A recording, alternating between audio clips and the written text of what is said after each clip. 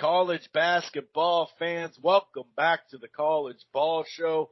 He's Marshall, I'm Chris, and we're here to discuss everything related to college basketball. Now, right about now would be the time where we start to get into the NBA stuff, right? We call it the NBA Banter the NBA Playoff Banter Podcast. You can tell I haven't said it since last July. But normally we would go right after the national championship. Oh, we're talking about the championship, and boom, we go right into the playoffs on a weekly show. Sometimes every 5 days, sometimes it stretches to 8 or 9. It kind of matters. Usually it's about weekly though. Kind of matters how the series are going. Obviously, right now we do not have any series to talk about. That's been known for quite some time. And before we get into this, we just want to appreciate and thank you once again for supporting the show during a non-sports time. We've been trying to give you some content to distract you with. So we appreciate everybody who has listened and supported the show during this time. Just so you guys know where we're at, today we'll be talking about, even if it's realistic that the NBA could come back in Las Vegas. Obviously, there's a variety of plans going on behind the scenes just in case. We don't know if this thing is going to be calm by sometime in May, sometime in June, sometime in July. We really don't know a whole lot still. We obviously New York is kind of the epicenter, unfortunately, for the disease, and we're kind of taking our cues off of that as far as death rate, and a lot of states are still going up, and when is that going to peak? There's a lot of what ifs, but hey, this whole thing is speculation and what ifs anyway. So that'll be the lead topic. Las Vegas. How doable is it? And it does make sense on a lot of levels. You have a ton of, and this is without an audience, no crowd. And you can literally buy floors, multiple floors of a variety of different hotels. The hotels are right there. You wouldn't even need a bunch of arenas because they have built-in smaller arenas right in Vegas. So you wouldn't need a bunch of different big arenas or anything like that, but you have those too. And then also, what else is going on entertainment-wise? No one in the entertainment music business is going to do a live show without fans. That kind of defeats it, right? I mean, I shouldn't say no one, because I'm sure there's some bands that, and some, Beyonce's or some of these huge acts that literally could do, I mean, they're already doing iHeartRadio at home and stuff like that, right? So they have concerts, and a lot of it's like benefit concerts. But I'm saying you're not going to go on tour and tour the nation doing it via, these arenas. So it makes sense on the surface. You could really, this way the players, if they're going to be gone for a couple months, they could actually bring their families and have them right there in the hotel rooms. They could just really control the atmosphere a lot better. And if you look at the MLB, some of their plans are Arizona and Florida, and just having it in those two states. And maybe one would be AL and maybe one would be NL. Who knows? But that makes sense too, because you already have a lot of, the preseason, the exhibition training camps are in Florida and Arizona. So that does make sense to do, it's basically just getting plans ready just in case we can do this. And a lot of it is without, fan participation right there, just so they could salvage the season basically. So they've been talking about that too, kind of ramping the exhibition season back up, and then be ready to go by the time. Now, there's no exact time frames, obviously. But so we're going to talk about that, about the NBA and Vegas and the pros and cons, and is it even realistic? And some of the ideas that have been thrown out there, whether it's, a one and done, like literally the first few rounds are just play one and you're done, like the NFL, right? And winner goes home. Or you could do 3-game series, 5-game series, maybe 5 and 7 for the conference in the conference finals in the NBA. So we're going to discuss a variety of that stuff, keeping it basketball, obviously. And then we're gonna, go in our segments that we reminisce. Whether it's, some of the best teams that never won a championship, we'll list a couple more of those, talk about a couple of those. My co-host Marshall has a surprise segment that he said trust me on, so I did tell him I could just hang up the show. So we'll see where it goes. And also I'm going to do something on Georgetown, early to mid 80s Georgetown, and some of the talent they had, and really a run that should have involved another championship. I think that's fair to say. I'm not saying they should have won 4 years in a row, but also just some of the players that came through in that time frame, kind of the core.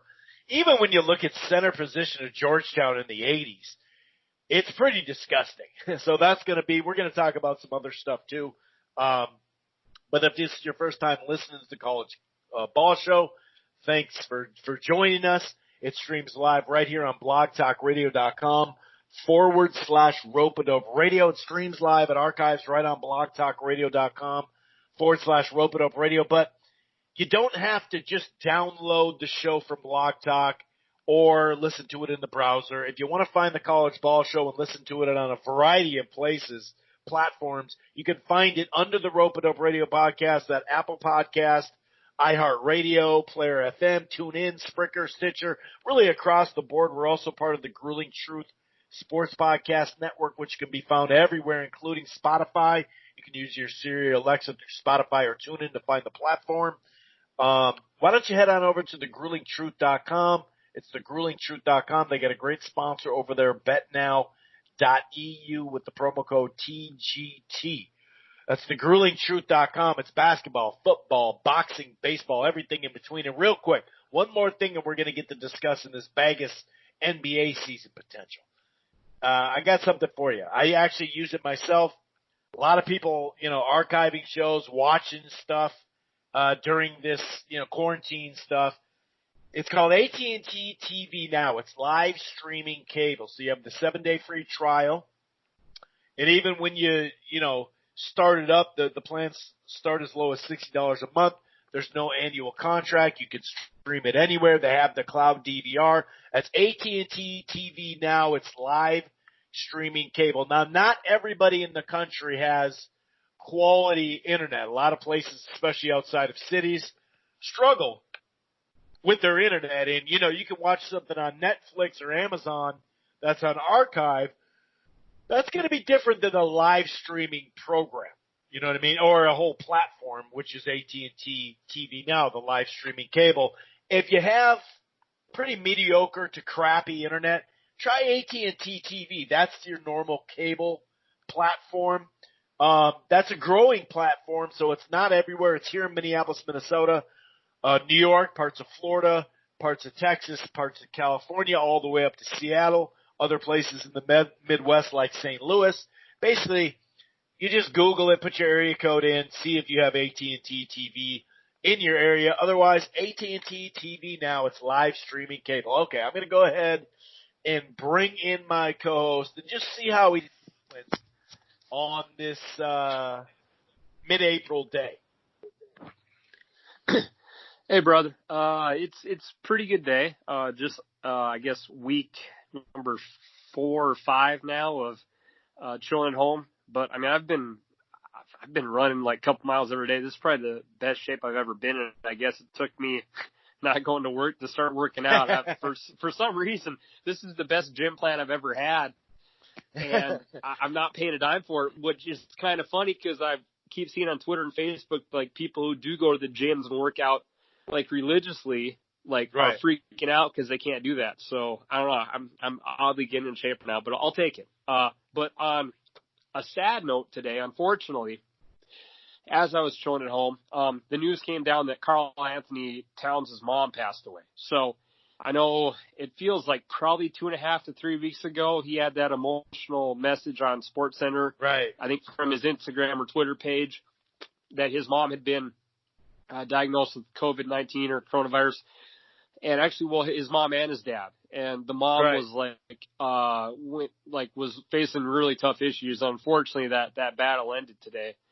So I mean, that's awful. And I was texting some friends, in moments like this, and again, I can't pretend like I'm him at all, but you'd assume probably the best thing he could do would to be go play basketball because, probably, that's normally what you hear when incidents like that happen. Like, let's go honor my mom. Let me go play a game where I drop 50 and the whole crowd maybe has like a certain, shirt or some type of right. way to honor her name, and they can't do that now. So now you're just stuck at home, grieving with the family and your regular aspect of life to honor her or move past it in a way, if it's possible, is not even an option. So, obviously it's not just his mom. That we've had over 20,000 people in the country now die, but that's probably the biggest name associated to a sports star I've heard of so far, unfortunately. So, I just feel awful for the guy. And if you're still under this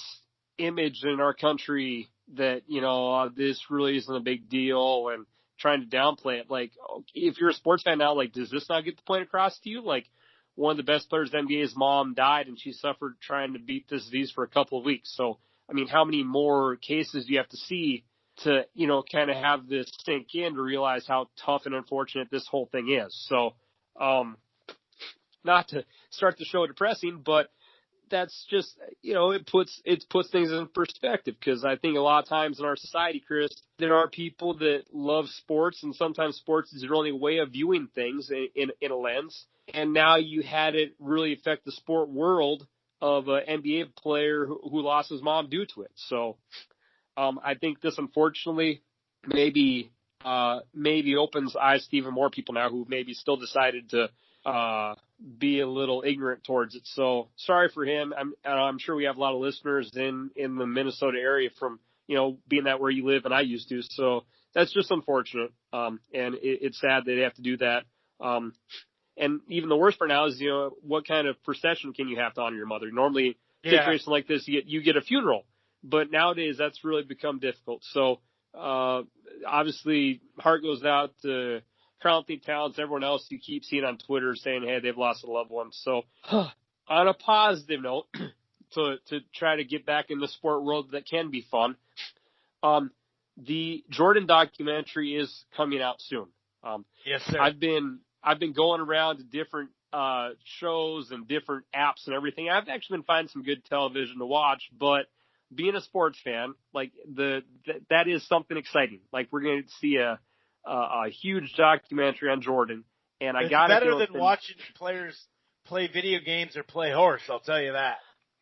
Yeah, and I love sports. I love gambling, but even watching that horse stuff, I struggled. I had it on in the background with no volume. So yeah, watching a Jordan doc will be fun. I did get emotional seeing Tiger win yesterday, but you're covering your mic or something. Oh, but I did get emotional watching Tiger win yesterday, but that's also one of the coolest moments in all of sports. So, but yeah, the Jordan documentary, it's coming up this week. That's super exciting, Chris. So yeah, obviously, again, prayers to Karl-Anthony Towns' family. But on the sport note, if you're a sport fan, you got the Jordan documentary coming up. It's 20 hours. I think they're going to space them out.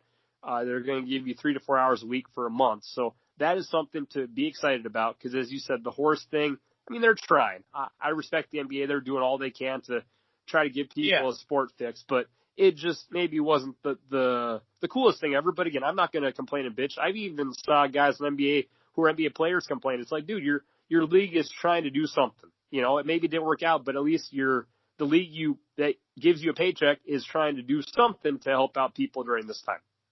Yeah. I didn't even turn it on, but yeah, I'm not. It's just better. I'm not ripping them out. It's just better content. Sure. You know what I mean? Sure. But yeah, you're Absolutely. right. TikTok and all the shit that's going on.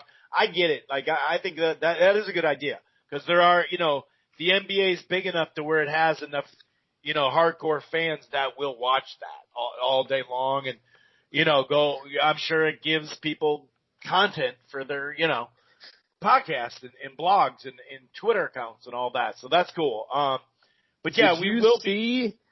Sorry, did you see though that Trae Young gave out a cell phone number, and he's literally gave out the number on ESPN to just text and get a hold of anyone he can? And I'm sure he has his own personal phone, but what like a nice gesture. I'm sure it kind of turns into crap at times, but the dude literally gave out his number on ESPN saying, hey, like, if you want to say hi to me, reach out to me and I'll try to get back to as many people as I can. Like, that's just for how things are nowadays in our country. Like, that's a really cool sign of, a guy doing his part to maybe cheer up someone's day or something that way. I thought that was really respectable for a guy to do that nowadays, how social media can be negative in so many ways, Chris.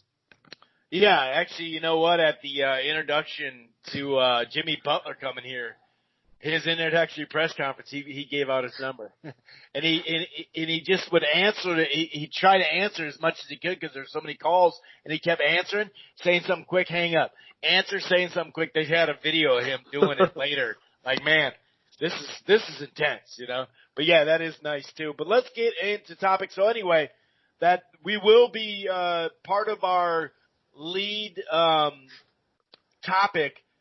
And for the content coming out on the shows, we'll be talking about that documentary too as it breaks down, because supposedly it really just follows their last season, which is really cool.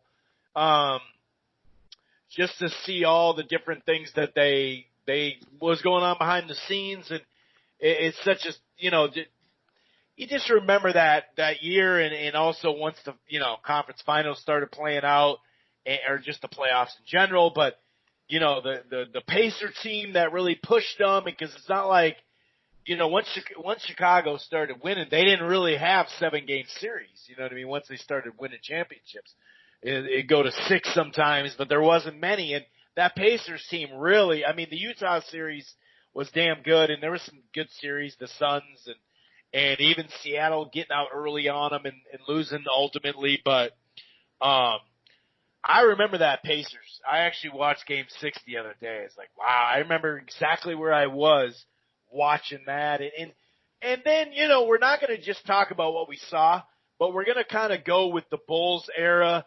We're going to talk about Jordan in there too. And maybe it will be the early years that we'll talk about. So it's not going to just be about the documentary, but we need to get into some content, okay? We need to get into some content right now. So here's a little clip about the NBA as far as a backup plan, basically the back-to-basketball plan. So here's just a little clip, and we'll get into this. Is this theoretically, obviously, because we don't know, a lot of it's what-ifs, and maybe it'll never happen, but theoretically, could this NBA, season/playoffs really happen in Vegas? But here's a little clip here to set it up. They're spending a lot of time, Jay, getting a back-to-basketball plan ready. They hope they get to use it. And in talking to executives and trainers around the league, what they're looking at is a 25-day return-to-basketball window. Hopefully, at some point, they can enact it. An 11-day series of individual workouts where there be social distancing for a period of time. And then, hopefully, if a clearance comes that they can play 5-on-5 basketball, a 14-day training camp. So as you hope for the country to heal and the virus to get better, look for at least about a 3.5 to 4 week return date before you'd ever get back to game. So, and that makes sense, because obviously you can work out at home, but there's no way that these guys are going to be game ready just coming back like, yep, no big deal, we got it. You know what I mean? It will take some time to get back. As you see the MLB plan with the Florida and Arizona thing, like I mentioned, they even admit, they didn't even start the season yet, but they they're going to need some time to get the players ready to get going, especially in baseball when they hadn't, like I said, even started the season yet, where I don't think you'd need as much time in NBA, because at least they played such a good, chunk of the season. And it's just a really weird, we've had lockouts before that lasted till February. We've had, it hasn't been like hockey where they actually missed a full year, and it wasn't like baseball where they didn't have the playoffs or the World Series, which still, I remember loving baseball as a kid and it hurting me, and it kind of woke me up to money and corporate America and all that stuff and greed when it came to, that happening. You can't have a fucking season and then have a lockout and not have the playoffs or the World Series. How in that could you? If the Twins were a number one seed at that time, I would be I was freaking out already, but man, that sucks. So we've had some situations in sports. If you look at the Lakers, I mean, a lot of people think this thing's the Lakers and the Clippers. Obviously, Milwaukee lingers out there as a possible champion because of what they have, around Giannis, or Giannis, I should say. But when you look at the Clippers and the Lakers, and you look at the Lakers in general, just because LeBron's getting older now, it doesn't seem like he is on the court, but, stuff happens. It is kind of crazy that the Lakers had just kind of established themselves late in the season with a couple of really quality wins and then that win over the Clippers. And the Clippers had also had some quality wins, throughout the season, but of late, and they had just started kind of ramping up their season as well. You could tell, they're playing more as a unit. The biggest thing with the Clippers is they hadn't got the starting five together that much. And it's just a crazy feel. And when we're setting this up, we're not going to talk about how many games it take them to come back or, should they do a regular season, 5 games and then start it. Some people talk about the first rounds. We're looking at the Sports Illustrated article. 2 of them, kind of separately about 10 days ago, one was written, and then just a few days ago. And it was kind of the opposite of, it's probably not going to be able to happen, don't even think about it, to, well, let's see if it happened. Could this happen? These are the pros and cons. But obviously with the Las Vegas thing, a lot of it has to do with just controlling the environment, being able to have everybody in one area and totally lessening the travel stuff, which obviously that's an issue. They can clean up these planes all they want. They can spray them with all they want. But first of all, once you get on there, all that stuff goes to the wayside, because once people start sitting by each other and touching stuff, it kind of throws out all the other stuff for the people in the future. They're not going to be able to spray down and disinfect and do all these crazy things to a plane with all these chemicals without letting hours and days of letting people go by. A lot of people are like, well, they can just fumigate. It's like, you can't fumigate and then load the plane right away. You know what I mean? So a lot of this just takes away travel. It allows, if they're going to be gone for a month or 2 or longer, the family to be there, like I mentioned, and just the hotels and the walking distance and the busing distance. It just all makes sense if, in fact, because obviously we're speaking in theory and speculation, but if, in fact, by midsummer something like this could happen. Before you even get into, well, should we do a few games? We're going to kind of give the different options. And one of them, they keep talking about this in-season tournament, which seems like a good idea for a warm-up or maybe for it to count, whether the first round's a one and done or, like I said, 3 games, 5 games, whatever. Before we get into that, the last month of ramping up tests have given us more tests in our country, but as we know, we haven't even hit 1% of our country yet. So, another month goes by, you're in May, another month goes by, you're in June, another month goes by, you're in July. So the amount of tests that could be created by them and ramped up by then is going to be a lot more than it is right now. So you kind of got to, obviously, we'd have to be back in normal society to an extent, whatever normal is going to be this summer, before any of this is going to be possible, right? You'd have to get the industry going, just because industries, I should say, going in general, because you're not going to just go, okay, the NBA's good. We still don't have enough testing to test everyone, but we're going to test multiple times because you're going to have to test these players so many times in a couple of months span. And if someone does get like a natural temperature, go up or a natural cold or the flu, you're going to have to, you're going to have to be really careful about that stuff. So wonder if some of the key players to a team have to sit there and go to 14 days, quarantine like that. So there's a lot that plays into it. And first and foremost is the ambulances on site and the amount of tests, because much like boxing, I talked about this, legally in America, you have to have 2 ambulances ready right there to go to the hospital just in case something happens. Well, you have to have ambulances there for a basketball game. So, or any game, right? So you're going to have society be moving on a fair amount. Like I said, not just because, we're going to fill the stands with 15,000 people. We're talking about this thing having no people at it besides the people that are there working. But just the access to that many tests, and also, can you bring an injured player into the hospital?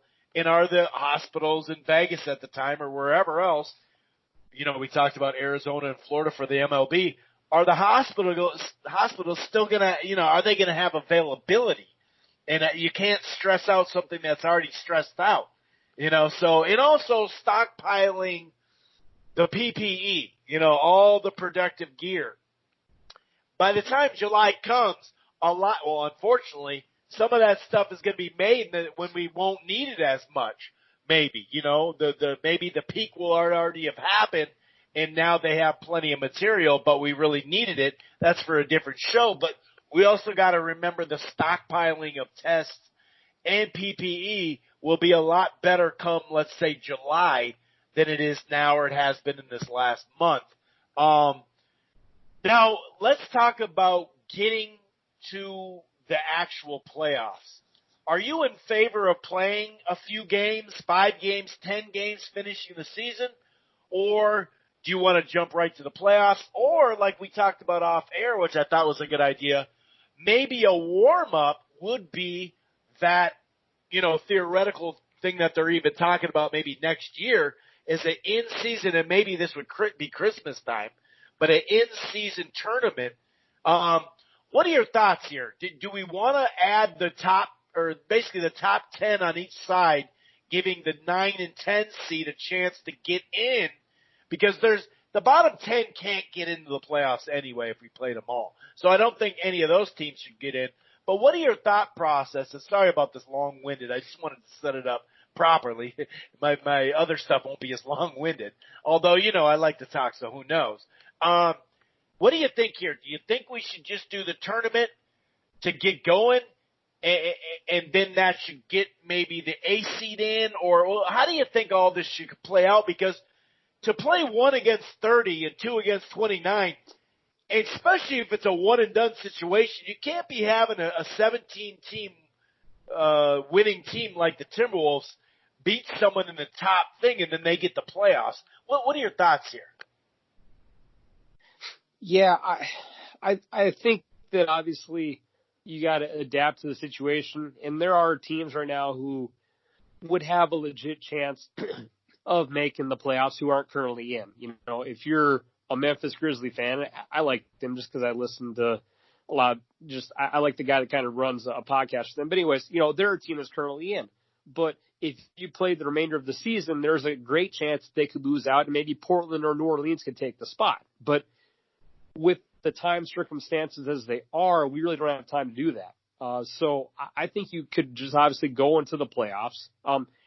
As I was telling you earlier, I do think if you want to make it a little more enjoyable and include other teams and give their fan bases a chance to see them compete one more time this season, you could have it to where you had a tournament set up for every team not in the playoffs currently, and they would play their way into deciding who could be maybe 2 teams that have a chance to make it in. So everyone currently out of the playoffs in the Western Conference would do a little bit of a round robin tournament or something to make a bracket. And then if you were the top 2 teams from that, you could have a chance to play the 7 and 8 seed. And if you win, then you're in, Now, is that necessarily fair from the records? No, but if you win 3 out of 3 or 4 games in a row and you've earned it, so be it. Again, we're probably never going to have a season like this again. So why not just have some fun with it? And then you can kind of experiment as well as to how next year's going to go if they have an in-season tournament. So I'm with you. I think you go into the playoffs, and as they're doing these games where you have lesser-ranked teams playing against each other to earn a chance to sneak in, you could also have the teams in the playoffs who are going to be ready to go, maybe doing some like just scrimmages. It could maybe you have a day where the Lakers play preseason games. Preseason. However you want to phrase it. Now that we're there, not to interrupt you, but yeah, you're right, dude. It could just be scrimmages because if we're all in Vegas anyway, just do a scrimmage. Yeah, and maybe lock it up against East versus West, so you're not locking up, head to head with the team you're about to play in the playoffs or something. Yeah. So if you are having this, again, in my scenario where the lower teams are getting a chance to sneak in, obviously it's fair to give the teams who are already in some reps. So why not have some scrimmages, whatever you want to call them, friendly matches like we'd be saying for soccer, like find a way to let these teams play so that once the little tournament of essentially the loser bracket is done, then they fall in and then they get going. The toilet bowl tournament. Yeah. So, again, this will never happen again, probably in NBA history. So, again, I'm sure people will lose. Knock on wood, yeah. People will lose their shit over, and people will be upset. But with the circumstances around it, again, now, do I think that a team like Phoenix deserves a playoff chance? No. But do I think that their fans deserve one more time to see their teams play? Absolutely. Like, every fan right now who has paid for season tickets or makes it their goal in life to watch the game with their wife or husband or with the kids, like every fan should get one more game in my opinion. So why not have a little thing? And if you win it, hell, if Phoenix won the lower bracket and they could play, the Grizzlies for the 8 seed to make the 8 seed, like why not? That'd be a one and done game, which would be super cool. Like that would be something unprecedented. And then once you get into the playoffs, again, Guys, so first round, we're right there now. I agree of some format. Maybe we're not on the exact same page, but sure. I agree with the tournament. I agree with the scrimmages. I agree with some of that. I think that does work. Now that we're at the first round, though, do you really want to risk one and done? Because if you do one and done, you should just do one and done through the whole fucking thing then, because you could have the Clippers or the Lakers, who everybody wants to see in the conference final, and almost everybody in the world thinks that is the NBA playoffs. It would really suck for them to drop out after one game. Do you think a minimum of 3 or maybe 5 for that first round? What are your thoughts there? Well, yeah, I think the one and done is scary. And as I mentioned, I guess this turned into a Grizzlies podcast. Let's say, what the hell? Is this your segment? This is your segment, isn't it? You're sneaking it in. No. Let's say Ja Morant goes off and beats the Lakers. Like he has a freakish game like he's done this year. And now LeBron's out. Oh shit, this is not what we wanted, So I do think a best out of 3 scenario would be ideal. It would be ideal, but it'd be minimum. Well, yeah, minimum. But I do think that regroup. I think the best out of 3. If the time constraints are an issue because they do not want to prolong the season longer than have to, but still want to get something out of it, I would honestly be fine if you did best out of 3 for like the whole playoffs. If you needed to get a season in, and with the mapping of playing things out and everything involved, because realistically, normally in the NBA, the playoffs are like over 2 months. So, hey, again, realizing things are different. Best out of 3, every series in the playoffs, let's go. Now, maybe you could have it at best out of 3 for everything and then the finals be 5, But if we're seriously looking at, time for next year and putting things into perspective, I would be fine personally with having best out of 3 for everything. Now, is that ideal? No. Does it kind of cheapen things? In a way, but realistically, 3 games is enough. 3 games is enough of a sample size, though, to, if a top seed has a hiccup, okay, so be it. Like you had your one hiccup, now you're back at it. And I guess realistically that I don't feel that bad for a best out of 3 because the home court advantage is gone. It'd be one thing if you were doing a best out of 3 and, all the games were just in LA and you're the road team or, a lot of times in the NBA, the playoffs for home are such a massive, huge kick. Well, there's no home kick. It's, you're on the court and that's it. So that's my answer, Chris. I I think best out of 3 works for the whole thing. It makes it a little bit go quicker. Best out of 5 would be awesome, but I think if time constraints and looking forward to next year is an issue, I'd be okay with that. Obviously, what's your gut say on that? Well, let's say, I'm glad you brought up the 2 month. It's about 8 weeks, the playoffs. And that's with every single series set at 7, but at least going 4 games. At least, right? It's either 4 or 5, really. It's probably about 4.5, maybe. I don't know. Actually, it may be, how many sweeps are in the first round? 2 of them, 3 of them tops? I mean, what'd you say? How many sweeps are in the first round generally? Like 1, 2, 3 tops? I would say on average we get 2. Because again, to hit on the home court, a team that will lose the first 2 games and get their butt kicked, you come home for that game 3 or game 4, right. It's probably like an 85% chance you're going to win one of those games. Right. Even if you might lose the series 4-1, but hell, you had the one night where your home crowd went to support you and you won. So my point is, it's at least 4 games, if not 4.5. Almost like closer to 5 than 4 for sure on average, right? I think that's fair for the first round. So, and this is just offhand, just kind of knowing how many playoffs we've watched, over our lifetime, and so they're used to about 5 games. Let's just put it that way. It might be even actually more than 5. It could be 5.2, whatever. Then the next series, then you don't. It's still kind of interesting because it cuts down the number of teams and then a number of series, but you could have 1 sweep in there, and that could be the same amount as the first round if you catch my drift. So it's 5. I think because of the 2 months already, if they could start July, August, those 2 months, that's 2 months right there to get the whole thing done. And remember, there's also breaks from there's usually a large break from the conference finals to the NBA finals too, right? If you look at past times. So basically the playoffs are starting this Saturday on schedule. That's when it was, April 18th. So would you be late? Yeah, this whole thing is going to be late. And you could always start, like they've said, maybe start the season in Christmas, either shorten the season or start the 2020-21 in Christmas, around Christmas time, or just shorten the season in general, start Christmas and not have to extend it at all, just shorten the season. Either way, you're going to be taking some losses, and it is what it is. But I think you could do best out of 5 for the first 2 series, or the first 2 rounds. I really do. But I'd be okay with 3-3 for the first 2 rounds, but at least 5-7 for the conference finals and the finals. I really think that if you look at how this thing would play out, I think you could get it in because there's not going to be,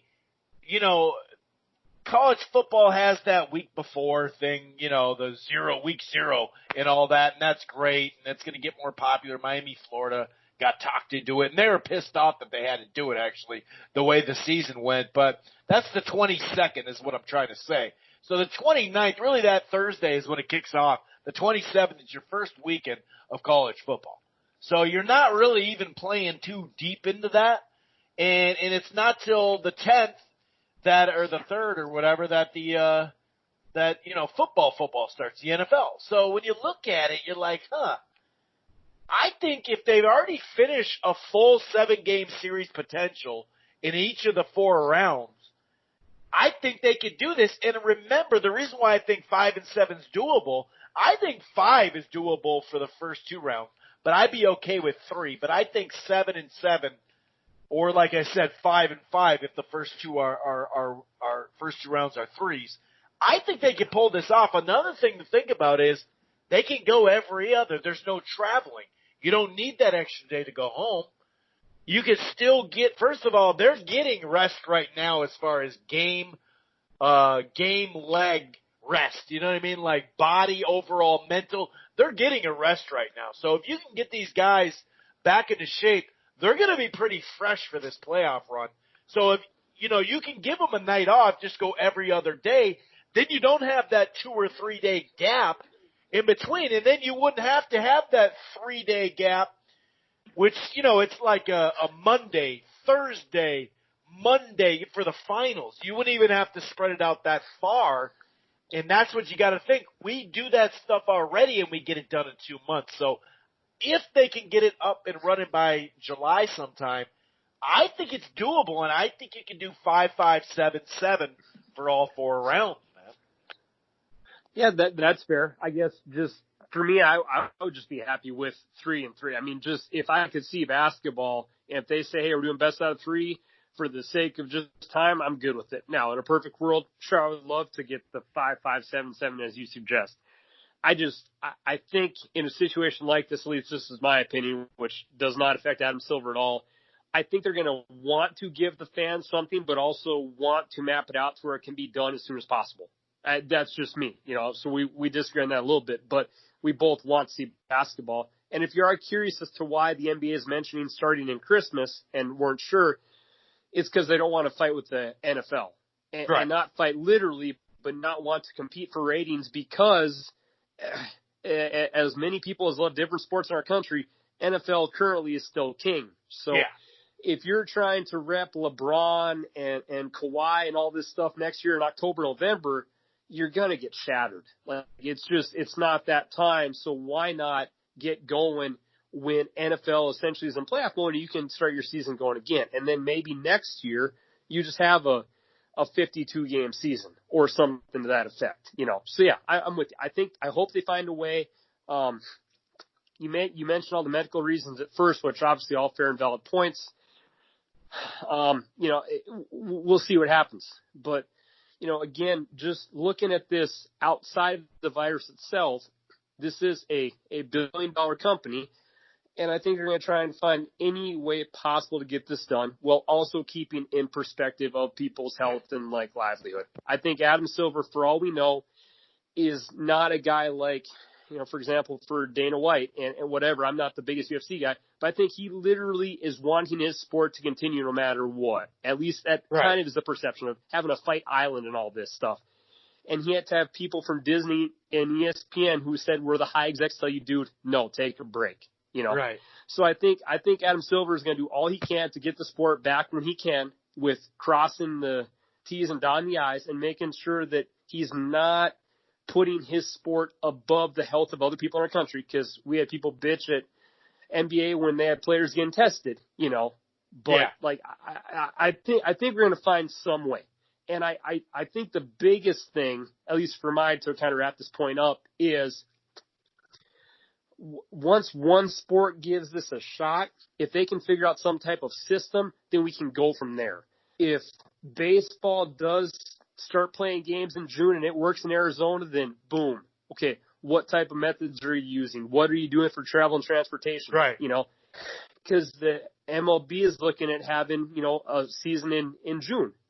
And I get that players want to get paid, but can you really put 30 teams in a city and expect everything to go smoothly? So I do think that a lot of these issues we're looking at for big picture are awesome, but you have to put in perspective these people have families and it's just there's so many what ifs. Now I do obviously think Vegas would be maybe a better city to hold players than in Phoenix, but yeah, so I hope it gets done right. I hope people don't rush, and I do have faith in Silver that he's going to do what he can. Compared to, I guess this is my last point, compared to Roger Goodell currently, who is giving the perception of, dude, I don't give a shit. We're playing football. The draft's on being delayed, and you have NFL GM saying, dude, we have to have a draft this year, and we don't really get to interview players. I think the NBA is doing all they can, Chris, from a PR angle to show that, hey, we want to give you a sport, we want to do what's right, but we're going to make sure we do it properly, which I think says a lot compared to some other sports currently in our country. Well, and also Goodell sent out an email basically don't publicly rip the fact that we're doing free agency and a draft still. It's like, what the hell? It's just so stupid to send out that email. But also, I know. They were literally going to try to do the draft straight up with the players getting invited and everything. Not that long ago. We now know they're going to stream it or whatever, but it's just he was trying to get the 50 players still in one room. It's just like, dude, what are you doing? Because it's not just the players, it's the families too. It just doesn't line up to do it that way. But I'll say this: if they go ahead. Sorry, it does make you wonder how the NFL would have handled this if they'd been in season. Like, they're the luckiest organization in our country. They still could possibly play games during NFL Week 1, even without fans, and have a season. I mean, Goodell should be, and again, this is all awful for our country, but if we're going to talk about just sports from that angle, dude, you're the luckiest sport because you're not being affected as of yet. Yeah, I mean, the damn Olympics got canceled. So, I mean, that's like $1 billion worth of investment on NBC, so. But yeah, you're right. I just put it this way. If we can get this thing going sometime in July. Sure. To me, you got 2 months. You can do more than 3-game series. I guess that was my point. I'll be happy if it comes back, but if you get you have 2 months of normal NBA anyway, playoffs, and that's with 7-game series. So I think if it's up and running, I don't think the problem will be having a 5-game series, to be honest with you, just because we already do it and there's not going to be any travel involved. But it's interesting. It's really, really interesting. And there's a lot to look at. We're going to spend the rest of the time we have here. I am going to talk about early 80s to mid 80s Georgetown.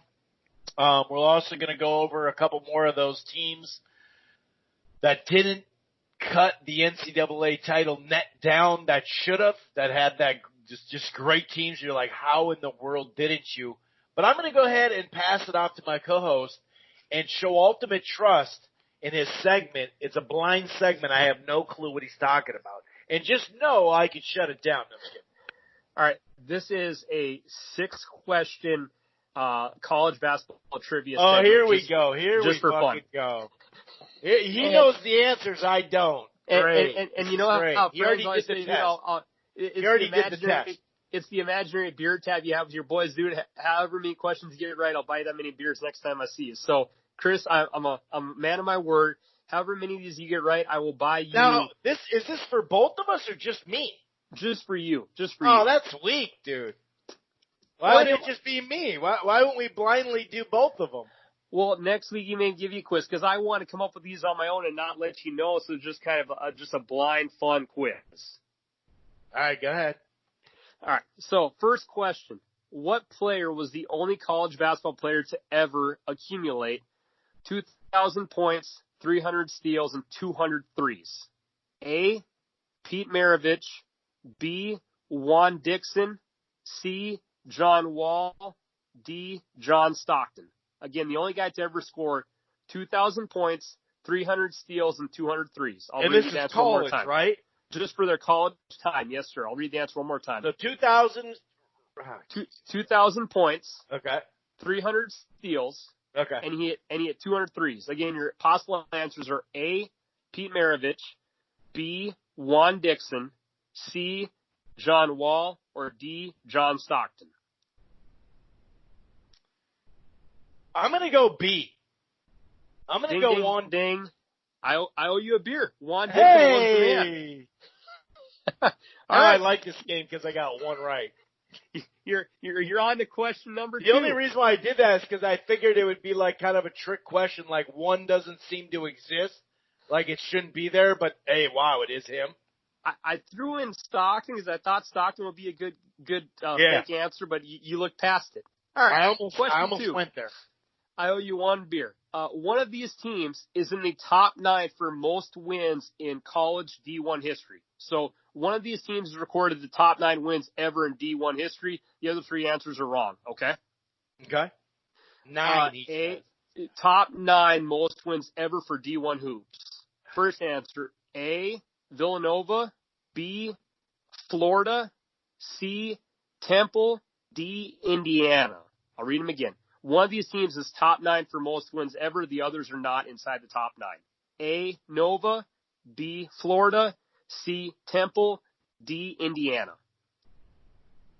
So one of them is not in it? No. One of these teams is in it. The top 9 for wins of all time. So I want to say Temple is like an outliner that I know has a good – it's kind of like the Minnesota Gophers football team. They've won 6 national championships, but it's so long ago, you know. And so that I'm looking at Temple, but Indiana you just assume would be up there. And And then what? It was Villanova. What was the third team? And Florida. And Florida. God. So I'm narrowing it down to Indiana and Temple. I gotta say Indiana. Oh, you should have went with your gut, bro. Temple? You would have been 2 for 2. It is Temple. Dang it. I was like, oh man, he's gonna be 2 for 2, and you overthought it. All right, third Well, question. I mean, you'd think Indiana's in the top 9. That was a good fake answer, like kind of like the John Stockton. The only undefeated. No one's gone undefeated. True. All right. A Division III basketball player set the all-time record for threes made in a game with a number of, he hit 18 threes, 21, 32, or 27.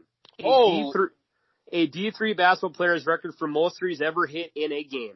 A, he hit 18, B, 21, C, 32, D, 27. This is a true fact from a D3 game. This is crazy. I'm going to say B. You went with, are you all 21? Yeah. Correct answer was D. The dude hit 27 threes in a game. That's D3 though. That doesn't count. That's crazy, dude. Right when you started going up in number after the 18, I was like, oh, Jesus. Wow. This happened? I can't believe it. All right, there's 3 questions left. I owe you 1 beer. What is the lowest seed to ever win the national title for just Division I? A 6 seed won the title. B, a 7 seed won the title. C, an 8 seed. D, a 9 seed. What is the essential lowest or highest, however you want to see it, team to ever win the title? 6, 7, 8, or 9? I can't remember if it's 8 or 9. Oh, my God. I'm going to go 8. Ding, ding, ding. Yes. Villanova, 1985. Georgetown. Yep. All right. I couldn't remember if Nova was 9 or 8. I was like, I don't know. All right, cool. All right, I owe you 2. Well, 2 more. 2.5. You owe me like a half because I narrowed down that one. Indiana. In Temple. Okay, I owe you a 12 ounce instead of a mug. Yeah. Jack Davidson from Wabash College set the record for most consecutive free throws in a row in a college, essentially season. A, 52, B, 60, C, 75, D, 95. I'm going D. Record. You're going with what? D. 95 is correct. The guy made 95 free throws in a row. Hey. All right, I owe you 3. And the last question of trivia, and I might even have to do some for you next week because it's kind of fun. Who had more points in their 1 year of their college career? Carmelo Anthony in Syracuse or Kevin Durant season in Austin, Texas? Oh, wow. I thought you were going to add Kareem Abdul-Jabbar because that would have been a trick question because they couldn't play as freshmen.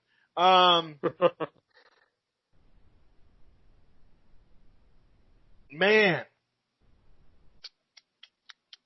Well, he played in the Big 12. Did Kevin Durant, which is a more scoring league. Now, is this regular season or is this the whole first year? This was just the points for the year off of Sports Reference.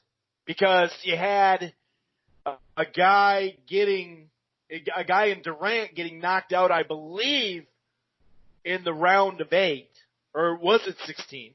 I don't remember. Was it Sweet 16? I think it was. I don't think it was round of 8 when Texas got knocked off. So I'm kind of talking this through because those are extra points. So I can see Durant scoring more points during the regular season, but I wonder if the amount of points in the Elite 8, the Final 4, and the final game put him over the top and Melo. Damn. I'm going to go Durant.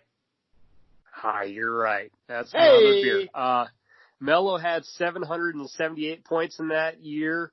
KD dropped 903. Man. So, for the random trivia quiz, I owe you some beers, my friend. Nice job on that. I'm happy I tricked you with one false answer. Yeah, right? I'll need to make it a little more difficult, but that was your random segment of the week with some trivia just for fun for the hell of it. That was good. I got to give you that. That was good. I was a little like, here we go. And there was one random asked question. there was no random question where I was like, what is the most points ever scored by a Carolina Tar Heel in a game, and then just leave you with a blank answer? Yeah, I thought it was going to be shit like that. Like, oh, here we go. Dude. I don't know, dude. Like, I'm not sure. Yeah, that was good. That was good. I'll give you credit for that. That's for sure. And real quick, we're going to list some teams that could have been, shoulda, coulda, woulda, which is Minnesota sports in a nutshell since 1991 after the Twins won.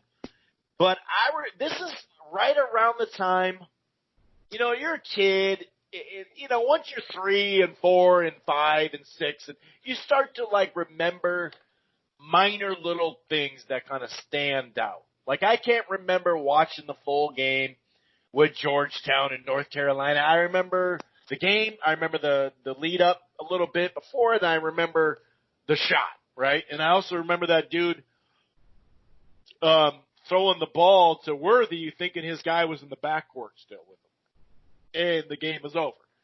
And I bring that up because that was the first year that Georgetown, not the first year they had ever made a championship, but this is kind of the first year of this run where you're like, wow, like if you look at their roster in the 81-82 season, Sleepy Floyd was like the standout guard on that team. They had another senior, Mike Hancock. And Eric Smith. I actually forgot about this guy. Forward Eric Smith. He was a senior. But as a true freshman, they had this guy named Patrick Ewing. Maybe you've heard of him. Also Anthony Jones and Bill Martin. Anyway, they got beat, as we've said a couple different times now, with the North Carolina. And then Sleepy Floyd went away. And I think they got to the second or third round that next year, Georgetown. But, you brought in David Wingate, who was a true freshman guard. Pretty big guard, too, sitting at 6'5" back then. Michael Jackson as well. Another, the third leading scorer. Both those freshmen were second and third leading scorer on the team. And although that Anthony Jones, he actually got in there as well. He was a pro, and Bill Martin was in there with Ewing. So the next year, they didn't go as far. But then 83-84. And if you look at that squad, by the time you also added Reggie Williams at that time as a true freshman, I almost forgot. And a Michael Graham who played a little bit off the bench. But Ewing, Wingate, Bill Martin, Michael Jackson, if you look at, I'm looking at, that's 5 dudes in the pros right there. And that year, they were 34-3 overall. This is under John Thompson, obviously. At 14-2, they won the Big East. And this is kind of the reason why I brought this team up is just because this is really when college basketball for me, even though I was a really little kid, it started to click. I started to remember this stuff, And in the Final Four that year, they beat Kentucky 53-40, and then they beat Houston, the Slamma Jamma, with Hakeem Olajuwon and company. They beat them 84-75 in the King Dome. Both of those, that was both in New Orleans. And so, that team was just dominant, dude. They were just so damn good. And I just kind of remember Georgetown is the first program that really turned me on all the way to college basketball. I mean, don't get me wrong. That North Carolina team had Perkins, Jordan, and Worthy on it. You know what I mean? So I understand why they lost that game. But like I said, I only remember key moments of that game, and it didn't really click all the way. But Georgetown, like I said, was that first squad that really, really got me. You know what I mean? And I just remember them. I just remember, John Thompson. I just remember everything. But that next year, they were still 14-2, and that was good for second in the Big East. 35-3 overall. They had everybody back. That Bill Martin is the only senior on the squad, and they actually had a little bit more depth too. And they went pretty deep. They had I think it's Brodniks and McDonald, and I forgot about this dude Dalton. He got in 36 games worth. So he didn't really play much though. But when you look at that squad, so they had everybody back from a national championship. And this is, obviously, we just brought this one up. And that's what made me remember. This is the year they beat Loyola Marymount in a crazy that it was only 65-53 or 65-53. Loyola was still a couple of years away from being able to put up 139 points a game or whatever. They beat Georgia Tech that year, who was ranked 6th going in overall. And then they beat St. John's when St. John's was, St. John's, right? They were 3rd ranked going in that year, nationally. And God, you just look at this stuff. And for this still to go down 66-64, we all know how there was, the bucket it was a short shot, well short, and it was just like an alley-oop. And, oh boy, who did it always says it was a pass, just joking around. But that was obviously the biggest upset at that time. And Georgetown clearly should have went back-to-back years. I mean, clearly, that's obviously not up for debate. And, it was always one of those I remember as a great program, but also when I look back at that, and after that, they still had a lot of guys that were seniors and they made it to like the second round and they had a good season, but they didn't have Patrick Ewing. And I just remember that's the first squad that I followed somewhat, and it really got me into the NBA, but just remembering that they didn't win a bunch of championships after that or anything like that. But, when you look at the Patrick Ewing, right, and even the Charles Smith, who didn't get a ton of rebounds, but he was pretty damn good. But you look at, in my mind when I'm young, I kind of remember it Ewing morning Dikembe, you know what I mean? That was not exactly the way it went, but even in the 88-89 season, they already had Charles Smith as a guard, but then they had Alonzo Mourning.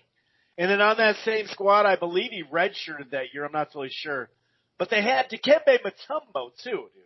So imagine a 6'10 center and a 7'2 center. Actually, he didn't redshirt. He came off the bench. So you're coming off the bench. Your starting center is freaking Alonzo Mourning. A top-tier guy in the league, and then Mutombo coming off the bench.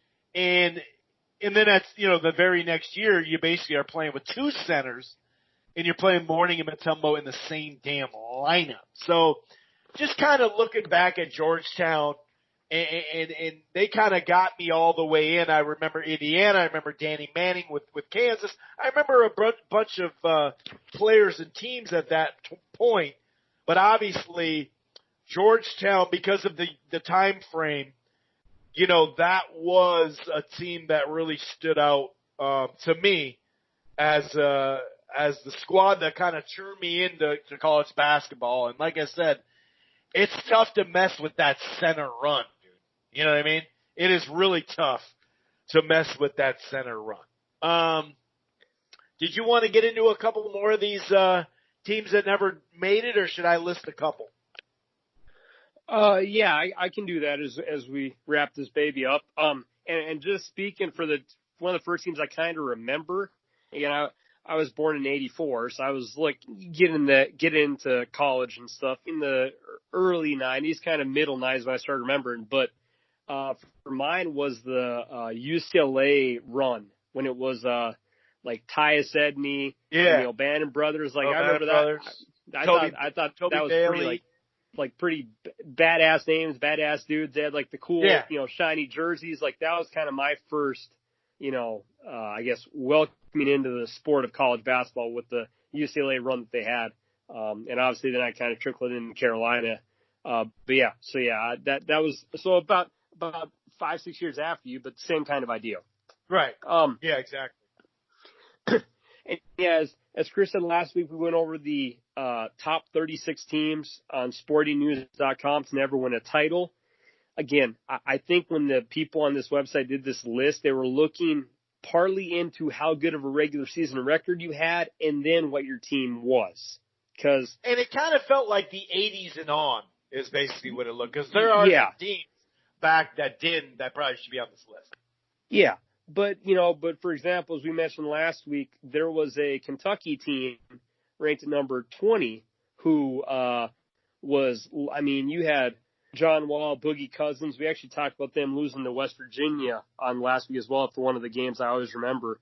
So I think this list was done pretty well, but also they kind of looked at regular season records more so than how loaded some of these teams were to put things into perspective. Because, again, if you're looking at the best teams, John Wall and DeMarcus Cousins would have blown the doors off a lot of these people. And then also Wichita State and Cincinnati with Martin and all that. Those teams, you're right. It's regular season. And to tie this into when we first started doing these segments of quarantine basketball life, the number 19th best team to ever not win a title, they put UNLV 37-2. I mean, I remember you breaking this team down quite a bit.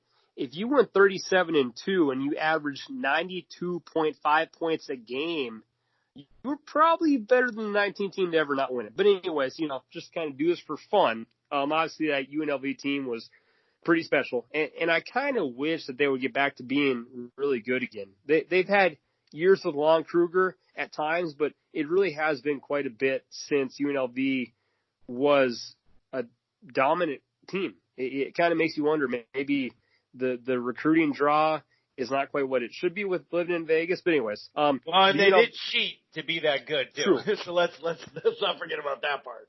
That's true. They just need a coach that bites towels the whole time, and they'll be good to go.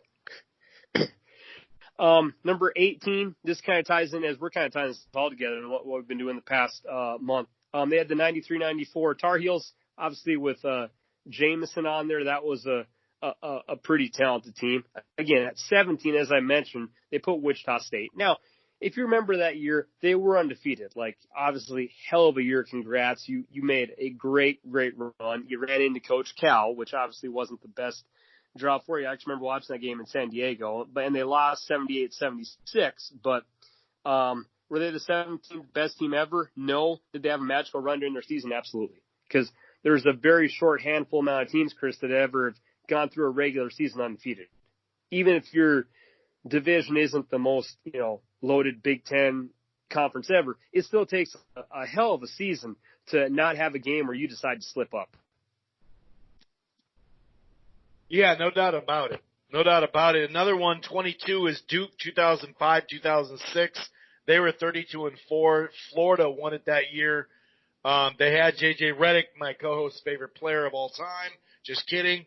He averaged 26.8, though. That's pretty crazy. They had Sheldon Williams, 16-2 in the ACC. But then Tyrus Thomas and Glenn Big Baby Davis beat them 62-54. That's one I do remember. UMass with Marcus Camby, and in this picture, there's a dude from Oklahoma State. That's Big Country Reefs right there. Bryant Reefs, that dude in that picture, that's trying to guard, and I'll repeat, trying to guard Camby. That UMass team, though, like you mentioned, they were 35-2, but they ended up getting beat. But yeah, Kentucky ended up beating them, and that was a pretty damn good team. I think St. Joseph kind of plays in that as well. You had Jameer Nelson, you had Delonte West. Both those guys had really damn good, solid pro careers. But a lot of that was just, and UConn won that year. They weren't going to beat them, and a lot of that was, like you said, regular season. They were 30-2. We talked about Temple earlier. They were 32-2 when Kansas won in 87-88. That was that Danny Manning team. They had Mark Macon. Well, how do you say that guy's name? I remember that guy. They ended up not finishing it off. And here's another one that I actually did believe here. Number 26, Ohio State, 2010-2011. With Jared Sullinger in the middle, 17-10. With Buford, who was just that long, lanky defender and could score. They had Aaron Kraft that was just in your face, the guy that a lot of people are either love to hate, all up on you on defense. And then that I'm trying to remember. Did they get Did they get knocked out by a Big East team? I remember was it a Big East team that knocked them out? Kentucky beat them. Kentucky beat them 62-60 in the Sweet 16. But then they had what is it? My page froze up on me. That 3-point specialist starts with a D. It's like Gabriel, or I can't remember his damn name, but that I actually believed in that squad. I thought they'd win. I really thought that they would win on that one. In Kansas of this year, they put on this because of how they closed, because of the talent they had, and I can see that. But they do have the 2015-2016 team that Villanova won that year. That was 33-5, and they had Ellis, Frank Mason, Devontae Graham, and Wayne Selden on that squad. Ended up getting beaten the Elite Eight by Nova. Yeah, you could do one of these on Kansas for you could do 10 of them, which I've always loved because Kansas would get bounced out. It's a beautiful thing. I guess my last 2 cents for this is the 2007-2008 Memphis Tigers, who were number 13. I actually was sitting at the Applebee's bar I worked at in Bloomington, not too far from you, brother, watching that game when Memphis played Kansas. And if Memphis would have made free throws that night, which Calipari, I believe, sometime in the year made that quote of, I don't really care about recruiting guys to shoot free throws. Well, it bit him in the ass that night. Yeah, that's right. Memphis couldn't hit a free throw to save their life. Freaking Mario Chalmers busted a 3 to send the game in OT, and Kansas cut down the nets that year. Memphis won 38-2. I mean, he had lost one game up until the title, but the free throw quote was a little bit of negative karma, and Memphis came up just a little bit short that night. And that was one year where Kansas did get the job done and step up and win a title. Yeah, you're right. Here's another squad that I believed in a couple years later in the Big Ten. Maybe that's just me hoping Big Ten will win the championship. But this is number 36, 2012, 2013. It took them a little while to get going, but once they locked in, I think they had a 2 or 3 game losing streak. Once they locked in, it was tough. Indiana that year, Louisville won, or not really won, actually. So they should give it to Indiana. No, I'm just kidding. But they had Cody Zeller, Oladipo. They had a freaking squad, man. And they ended up getting beat by Syracuse in the Sweet 16 that year. But that was a damn good squad there. They were definitely deep. Do you wanna shut this puppy down here, sir? You got anything else? No, that's it. But we'll have a little more trivia for you next week. I'm not sure if I'll be offering up beers. I might be owing you a 12-pack here. The way that went, you're a little too good at it. I'll have to step up the degree of difficulty. Well, maybe you could find some that you don't know the answer to, too, so we can both play and that type of thing, True. Too. Yeah, you're right. I have a test on the 2019-2020 season, a blind test that we can both do, actually. I forgot about that. Not now. There we go. Sure. All right, cool.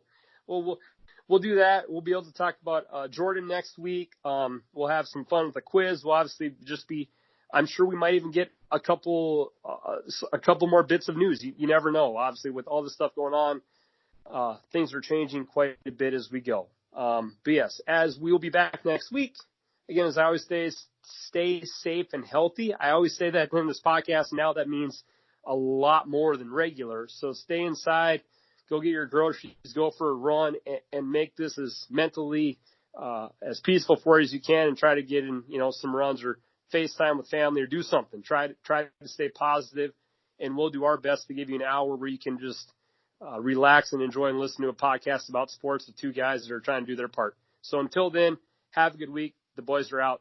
Peace.